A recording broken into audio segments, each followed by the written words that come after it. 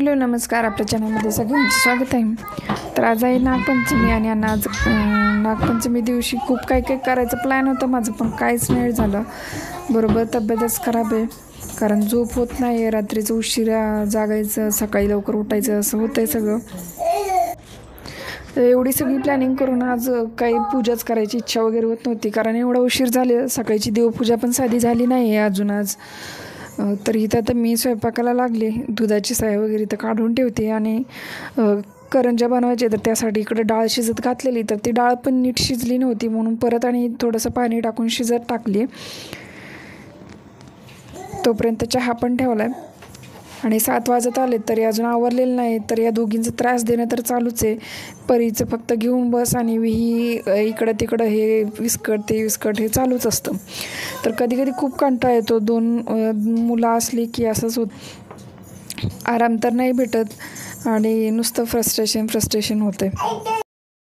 तर माझ्या बाबतीत तर असं होतं, जेव्हा पण एखादं म्हणजे आजारी असेल किंवा काही असेल, एक काम नीट नाही झालं की पूर्ण सगळंच बिघडत जातं. तर तसंच झालं आहे. काल पण रात्री ट्राय केलं तर लाह्या काही झालंच नाही आणि आत्ताही ट्राय करते मी, तर होतच नाही आहे. तर मग थोड्याशा ज्या 2-3 वेळ बरंचसं ट्राय करून थोड्याफार झाल्या, तर तेवढ्याच मी घेतल्या नैवेद्याला आणि मग पूजा करायचं ठरवलं. तर डाळ आता शिजत आली, मग त्याच डाळीचं थोडंसं वरण पण बनवायचं होतं. तर मग म्हणून इथं आता पातेलं ठेवलेलं. तर मी मगाशीच म्हटलं असंच सगळं होत होतं. आज पूर्ण कामं माझी अशी होत होती, सगळं उलटं होत होतं. काय माहीत माझीच परीक्षा चाललेली काय माहीत. तरी पण मी देवपूजा केली. इथं आता भात आणि वरण, भात लावला दुसरीकडं कुकरमध्ये, डाळ वगैरे काढून घेतली आणि आता वरणाला फोडणी दिली. वरण वगैरे झालं आणि मग तरी देवपूजेचं काहीच नव्हतं झालं. आणि नागपंचमीसाठी आमच्या इकडं खीर वगैरे पण बनवतात काही ठिकाणी पुरणपोळी पण असते. तर पूर्ण परी असं देवाचं सगळं विस्कटवून टाकते, फोटो वगैरे मूर्ती. तर फायनली 7 वाजता हिचे पप्पा आले, मग त्यानंतर मग मी देवपूजेला सुरुवात केली. तर दूध पण संपलेलं, तर त्यामुळे ते येताना दूध घेऊन आलेले. त्यांच्यासाठी चहा वगैरे ठेवला आणि दूध गरम करत ठेवलं. आणि मग आता तोपर्यंत देवपूजा जरी केली तर नैवेद्य तर तयार नव्हता, त्यामुळं मग आधी नैवेद्य बनवायला घेतला. म्हणून मग इथं नैवेद्य बनवायला घेतलं. डाळीमध्ये इथं गूळ थोडासा किसून घातला आणि आता हे सारण बनवून मग ह्याच्या छोट्या छोट्या, नेहमी आपण जसं मोदकासाठी पाऱ्या बनवतो तर तशा बनवून हे सारण जे आहे तर त्याच्या असे करंज्या बनवून घेतल्या आणि त्या उकडायला ठेवल्या.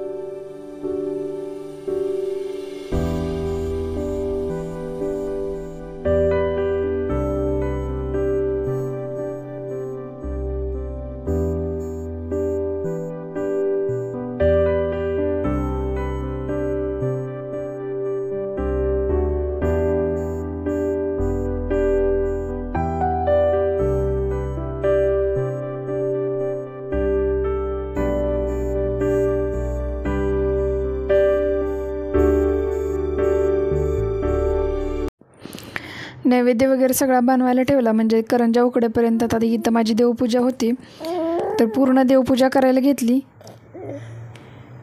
आणि आज शुक्रवार होता, उंबरटालेपण वगैरे आज काहीच नाही झालं, फक्त देवपूजा तरी केली नीट.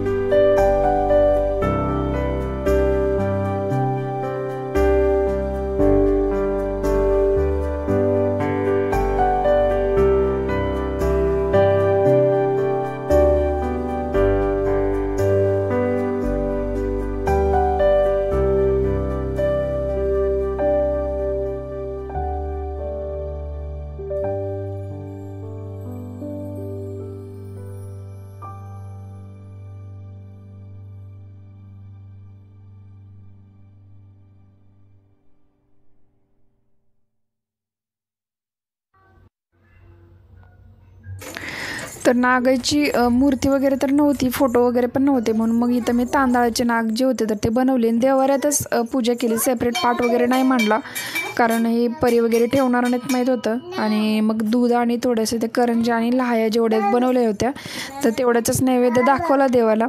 पूजा वगैरे छानशी झाली. मग त्याच्यानंतर ग्रंथ वाचन केलं. काल 5च ओळी वाचल्या होत्या फक्त, त्यामुळं मग आज पूर्ण एक अध्याय वाचला आणि ह्याच्यामध्ये बराचसाच वेळ गेला.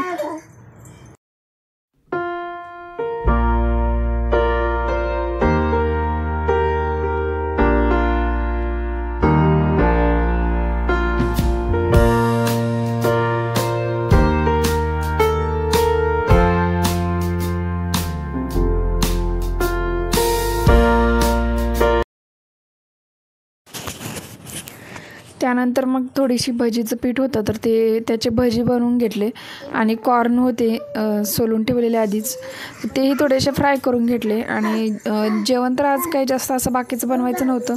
ऑलरेडी उकडीचे ते करंज्या वगैरे होते तर त्या होत्याच आणि थोडीशी चपाती वगैरे पण सकाळची होती, तर त्यामुळे दुसरं काही नाही बनवलं. एवढ्यातच केलं जेवण. आणि तुम्हाला जर माझे व्लॉग आवडत असतील तर नक्की लाईक करा, नवीन असाल तर प्लीज चॅनलला सबस्क्राईब करा. तर हे कॉर्न वगैरे भाजल्यानंतर केलं जेवण आणि आजचा व्लॉग हा इथंच थांबवते. व्हिडिओ आवडला तर चॅनलला नक्की सबस्क्राईब करा.